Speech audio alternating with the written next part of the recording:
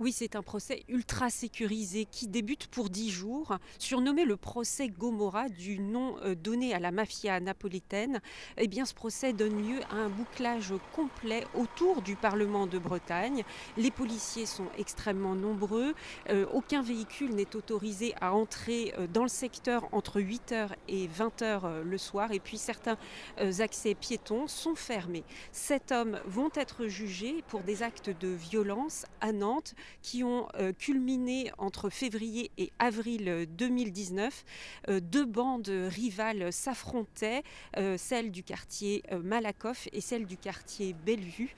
Les prévenus âgés de 25 à 41 ans sont poursuivis pour certains pour tentative de meurtre, pour d'autres pour complicité de tentative de meurtre, le tout en bande organisée et le tout sur fond de trafic de drogue, un vaste trafic essentiellement de cannabis en provenance du Maroc. Le procès se tient à Rennes car c'est la juridiction interrégionale spécialisée de Rennes qui a mené l'enquête. Ce matin, la Cour a tiré au sort les jurés, 6 jurés au total, qui vont devoir juger l'affaire. Et puis, l'avocat d'un des prévenus a contesté devant la Cour le fait qu'il soit prévu d'entendre l'un des témoins clés en visioconférence, un témoin clé qui n'est autre que le chef présumé de la bande rivale et qui est actuellement détenu à Rennes.